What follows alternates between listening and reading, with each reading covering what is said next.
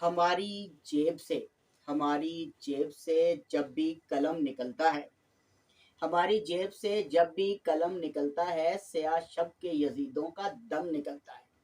अगरचे बुत हैं जमात की आस्तीनों में, मुझे है हुक्म आज़ां ला इलाहा इल्लल्लाह। औज़ुबिल्लाहि मिनश्शैतानिर्रजीम, बिस्मिल्लाहिर्रहमानिर्रहीम। मैं doctor Usman Ahmad Siddiqui, advocate, high court, अपने चैनल में खुश आमदीद कहता हूँ। जिन लोगों ने हमें अभी ज्वाइन किया है उनसे गुजारिश है कि हमें सब्सक्राइब करें, वीडियो पसंद आए तो इसे लाइक करें और बेल का आइकन दबाना बिल्कुल भी ना भूलें, ताकि हमारी आने वाली वीडियो तवातर के साथ आप तक पहुंचते रहें। व्यूअर्स, हमेशा की तरह आज फिर एक मालूमाती वीडियो लेकर आपकी खिदमत में हाजिर हुआ, क्योंकि इससे पहले भी मैं जिन मौज़ूआत पर काम करता रहा हूं वो आपके लिए हमेशा नए होते हैं। जी हाँ, आज की वीडियो भी ऐसी है कि जिसे पाकिस्तान की तारीख की अंधी कब्र में दफन कर दिया गया है जिस मौजू को, और आपकी मुताला पाकिस्तान की किताब में उसका दूर दूर तक जिक्र नहीं मिलता। जी हाँ, आज चूंकि आप टाइटल पहले देख चुके हैं, मेरा आज का मौजू है ऑपरेशन जिब्राल्टर। जी हाँ जनाब, ऑपरेशन जिब्राल्टर। व्यूअर्स, ऐसा है कि हम अच्छी तरह जानते हैं कि हम हमेशा से ये पढ़ते भी आए हैं कि भारत ने 1965 में 6 सितंबर की रात अचानक लाहौर पर हमला कर दिया था। गुजारिश ये है कि ये एक जो है मुस्तनद और दुरुस्त बात नहीं है। आज हम जिस टॉपिक पर बात करने जा रहे हैं उसका ताल्लुक इसी 1965 की जंग के साथ जुड़ा हुआ है। जी हाँ, ऑपरेशन जिब्राल्टर। व्यूअर्स, इस ऑपरेशन के 3 मरकजी किरदार थे, जिनमें फील्ड मार्शल मोहम्मद अय्यूब खान सदर पाकिस्तान, बावर्दी सदर, इसके साथ साथ जनाब जुल्फकार अली भुट्टो वजीर खारजा, और तीसरी शख्सियत इस ट्राइएंगल की जनरल मूसा, जो कि इस ट्राइएंगल में या कह लें कि आप मुल्क के आर्मी चीफ के तौर पर वर्क कर रहे थे। इस ट्राइएंगल के अंदर एक चौथा शख्स है, चूंकि ट्राइएंगल नहीं रह जाती, लेकिन ये चौथा किरदार है जिसका नाम है major general Akhtar Hussain Malik. Viewers, ये 1965 का साल था। इधर जनरल अय्यूब खान अपनी शोहरत को कम होता देख रहे थे, इस फिक्र में थे कि ये शोहरत खत्म हुई तो ये कुर्सी साथ न देगी। दूसरी जानिब जनाब जुल्फकार अली भुट्टो मुकम्मल प्लानिंग में थे कि अब वो अय्यूब खान के मुतबादिल के तौर पर इसी कुर्सी के ऊपर जो है मुतमक्किन होंगे। जबकि जनरल मूसा, मैंने पहले बताया कि आर्मी की कमान उनके हाथ में थी, वो जो है आर्मी चीफ थे। ऐसा हुआ कि हम सब अच्छी तरह जानते हैं कि 1965 से पहले, यानी 6 सितंबर 1965 से पहले, तारीख है 12 अप्रैल 1965, जहां सिंध में रन खच का जो है कच का वाकया जो था वो हुआ, और इस सिंध के इलाके के अंदर जो है पाकिस्तानी अफवाज को बड़ी कामयाबी मिली। लेकिन ये जहन में रखिएगा, इससे पहले इस कामयाबी की एक वजह यह भी थी कि भारत पहले चीन से बहुत बुरी तरह शिकस्त खा चुका था। इधर अय्यूब खान इस सोच में थे कि शोहरत गिरती जा रही है, किस तरह से इक़्तिदार की कुर्सी पर अपना तसल्लुत मजबूत और कायम दायम रखा जाए। दूसरी तरफ भुट्टो ये सोच रहे थे कि मैं किस तरह इस कुर्सी के ऊपर जो है वो इस मसनद पर बैठूं।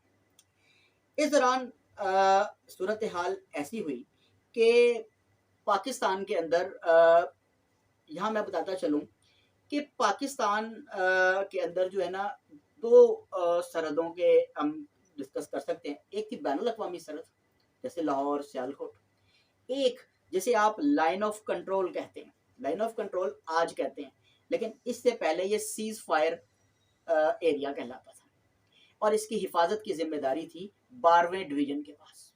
पाकिस्तानी अफवाज का 12वां डिवीजन, कमाल बात यह है कि 12वां डिवीजन जो था उसको पाकिस्तान आर्मी कंट्रोल कर रही थी, लेकिन इसके मातहत आज़ाद कश्मीर की फौज थी। चौंक गए ना, क्योंकि आपको तारीख में आज़ाद कश्मीर की फौज नहीं मिलेगी।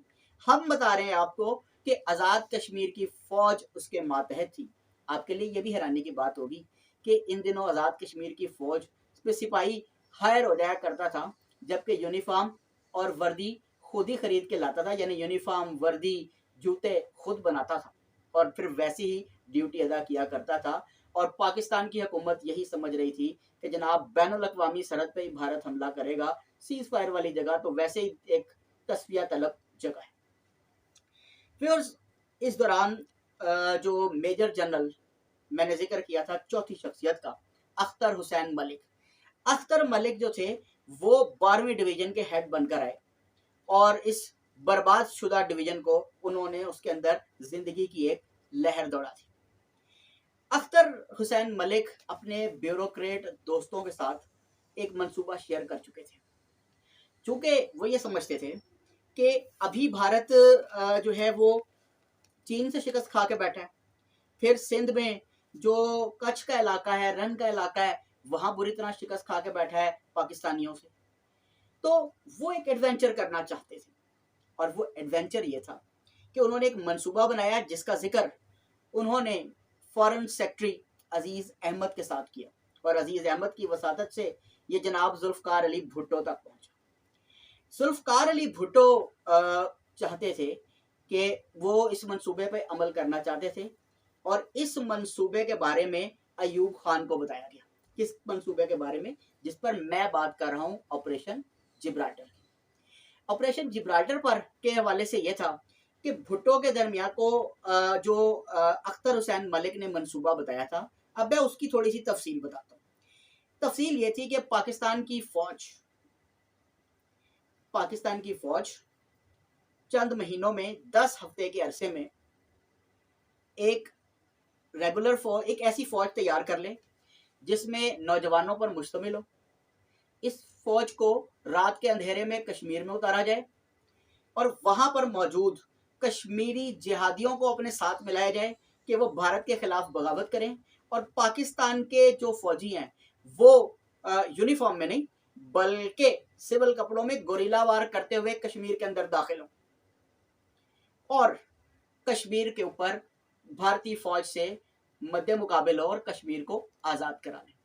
जुल्फकार अली भुट्टो ने जब अयूब खान को ये मंसूबा बताया तो अयूब खान जो था वो पहले तो परेशान हुआ। आखिर को फील्ड मार्शल थे, फौज की हालत के बारे में जानते थे, ये भी जानते थे कि जंग को कैसे संभालना है, कहां से पैसा आएगा, कैसे निपटाएंगे। इस दौरान जुल्फकार अली भुट्टो बज़िद थे और जाहिर है जुल्फकार अली भुट्टो के पीछे अख्तर हुसैन मलिक बज़िद थे जो एडवेंचर करना चाह रहे थे।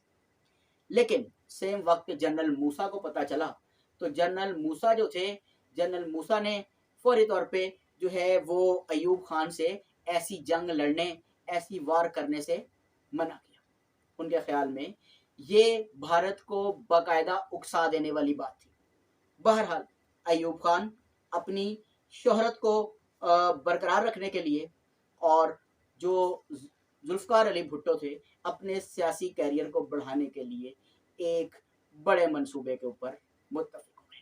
अयूब खान की इजाज़त से एक लश्कर का एक हिस्सा, फौज का एक हिस्सा तैयार किया गया जिसको डील 12वें यूनिट ही के सरबरा मेजर जनरल अख्तर हुसैन मलिक कर रहे थे। इन्होंने क्या किया कि इनकी जिम्मेदारी ये थी कि 8 से 10 हज़ार फौजी तैयार करने, और ये जो 8 से 10 हज़ार फौजी तैयार करने हैं, ये फौजी जो हैं इनकी मदद कौन करेगा? कश्मीरी मुजाहिदीन। पहले ये कश्मीर में दाखिल होंगे, उन्हें उकसाएंगे कि वो भारत के खिलाफ जो है वो ऐलान बगावत करें। इसमें गोरिल्ला जंग होगी। इनकी मदद के लिए पाक फौज के SSG कमांडोज भी भेजे जाएंगे और इस दौरान कर्नल मेहदी इस पूरे सिलसिले की कमान संभालते हैं। अच्छा, इसका नाम उन्होंने रखा ऑपरेशन जिब्राल्टर। ऑपरेशन जिब्राल्टर ये आपकी पाक स्टडी की किताबों में नहीं मिलेगा, क्योंकि आप पढ़ते आए हैं कि भारत ने 6 सितंबर को अचानक पाकिस्तान की बैनुल अक़वामी सरहदों पे हमला कर दिया। लेकिन तारीख बताती है कि पाकिस्तान उससे 2 महीने पहले कश्मीर के अंदर एडवेंचर करने जा चुका था। है ना कमाल की बात। तो व्यूअर्स, अब आपको ऑपरेशन जिब्राल्टर के टुकड़े बताते हैं, पार्ट्स बताते हैं कि ऑपरेशन जिब्राल्टर था क्या, मंसूबा क्या था। इसके अंदर पाकिस्तान के बनाए हुए जो लश्कर था उसको 9 हिस्सों में तकसीम किया गया। इनमें कासिम, خالد، طارق، غزنوی، بابر، صلاح الدین، خلجی، نصرت اور سکندر۔ میں جناب رپیٹ کرنے جا رہا ہوں، قاسم، خالد، طارق، غزنوی، بابر، صلاح الدین، خلجی، نصرت اور سکندر۔ اچھا، اب صورتحال یہ تھی کہ یہ لشکر تیار ہو گیا اور کشمیر میں رات کے اندھیرے میں آپریشن جبرالٹر کے لیے پاک فوج داخل ہو گئی۔ اب صورتحال یہ تھی کہ جبرالٹر میں جولائی 1965 میں جموں کشمیر کے اندر جو فوج تھی ہمارا، جو 9 حصوں میں تقسیم کی گئی تھی، ان کا ایک حصہ داخل ہو گیا۔ لیکن یہ داخل ایسے نہیں ہوا کہ جیسے لشکر داخل ہوتا ہے، مطلب گوریلا صورتوں میں داخل ہو گئے۔ دوسری طرف صلاح الدین جو لشکر کا حصہ تھا وہ سری نگر تک پہنچا، جبکہ غزنوی جو تھا وہ جموں تک پہنچا۔ ویورز، بظاہر لگتا ہے کہ پاکستان نے رات کے اندھیرے میں بھارت کے اندر مطلب فوج اتار دی اور بھارت میں جناب فتوحات بھی شروع ہوئی۔ اب آپ کو مزیدار بات بتاتے ہیں کہ جناب اس کا مطلب یہ سارا کچھ کر رہے تھے، لیکن آپ اس پہ دو باتیں غور کریں۔ ایک یہ کہ یہ ساری تیاری کی گئی تھی، لشکر کو بھیجا گیا تھا اور لشکر کو بھیجنے کے ساتھ ساتھ یہ بھی رکھا گیا تھا کہ آپ دیکھیں جب بھی کوئی فوج جاتی ہے تو فوج تیاری سے جاتی ہے نا۔ اتنا بڑا آپریشن تھا بھارت کی سرزمین میں، لیکن پاک فضائیہ کو کانوں کان خبر نہیں تھی، کیونکہ بیک پہ کمک کا کام کرتی۔ پھر آپ نے سارا کا سارا پلان یہ کیا تھا کہ مقبوضہ کشمیر میں موجود جو جہادی ہیں وہ آپ کا ساتھ دیں گے، بھارت سے بغاوت کریں گے، مگر نہیں جناب، یہ بھی ذہن میں رکھیے گا، آپ اکسا ہی نہیں سکے انہیں۔ نمبر 3، آپ کے پاس بیک اپ کے لیے اسلحہ نہیں تھا، آپ کے پاس خوراک نہیں تھی۔ گو کہ لشکر کے کچھ حصوں نے جناب اسلحہ ڈیپو اور چوکیوں پر قبضے بھی کیے۔ بھارتی فوج نے اس کا حل نکالا اور کرفیو لگا دیا۔ سری نگر میں جنگ جاری تھی، پل تباہ۔ لیکن ویورز، اب ہم اس آپریشن بلکہ ناکام آپریشن کی اختتام کی طرف بڑھے۔ یہ آپریشن ختم ہو گیا۔ کیوں ختم ہو گیا؟ میں نے آپ کو اس کے نقص بتائے کہ منصوبہ بندی جلد بازی میں کی گئی تھی، ایئر فورس کو بتایا ہی نہیں گیا تھا۔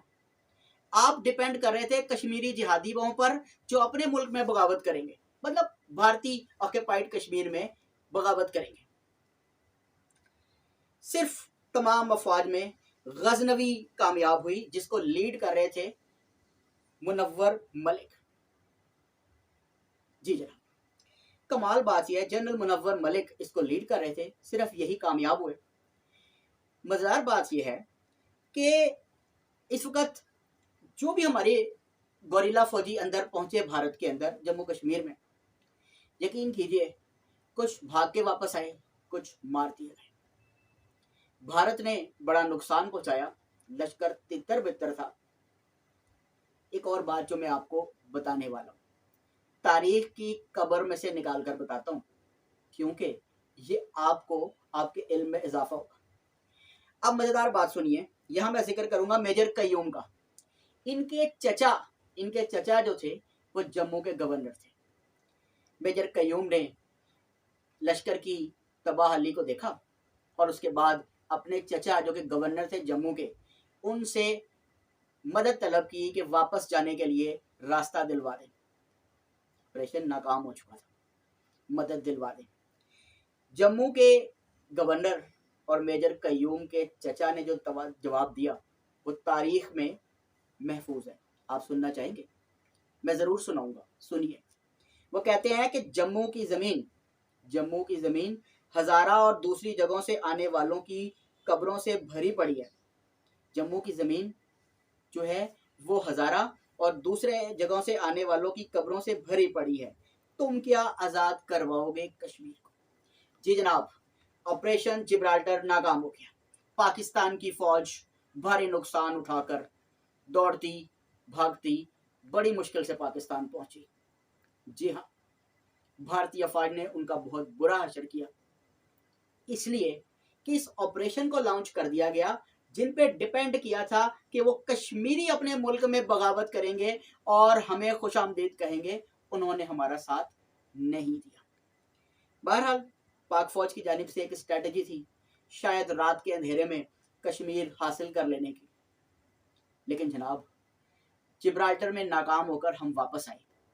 लेकिन दुनिया जानती है कि कुछ दिन 6 सितंबर 1965 को लाहौर के बॉर्डर पर, बैनुल अक़वामी बॉर्डर पर जो हमला किया गया, उसकी असल वजह यह थी कि जनाब हमने रात के अंधेरे में जम्मू में जो गोल खिलाए थे, असल में भारत ने उसका बदला लेने के लिए पाकिस्तान के इंटरनेशनल बॉर्डर पर हमला कर दिया। अब इसके लिए भी पाकिस्तान ने एक नई मंतक निकाल दी कि भारत लाहौर ही पे प्रेशर ना रखे, हमने आज़ाद कश्मीर के ऊपर जो है वो जंग शुरू कर दी, ताकि भारत आज़ाद कश्मीर वाले हिस्से की तरफ भी आ जाए, ताकि फौज थोड़ी तकसीम हो जाए। इस तकसीम के अमल को जो है हम क्या कहते हैं जनाब, तारीख इसे एक नए ऑपरेशन के नाम से याद रखती है, ऑपरेशन ग्रैंड स्लाम। व्यूअर्स, आज मैंने आपको ऑपरेशन जिब्राल्टर के बारे में बताया। आपकी किताबें इसके बारे में नहीं बताती, लेकिन चूंकि हमने गुलशन के तहफ़्फ़ुज़ की कसम खाई है, मैं उम्मीद करता हूं कि आज की वीडियो आपके लिए बहुत मालूमाती साबित हुई होगी, आपके लिए बहुत सी नई मालूमात के दरवाजे खुले होंगे। अगर आपको मेरी वीडियो पसंद आ रही है तो इसे लाइक करें, सब्सक्राइब करें, चैनल को सब्सक्राइब करें, वीडियो को ज़्यादा से ज़्यादा शेयर करें और अपने फीडबैक से हमें आगाह करते रहें, ताकि हम आपके लिए बेहतर से बेहतर और नई से नई मालूमात तारीख के दरीचों से समेट के ला सकें। अल्लाह हाफ़िज़।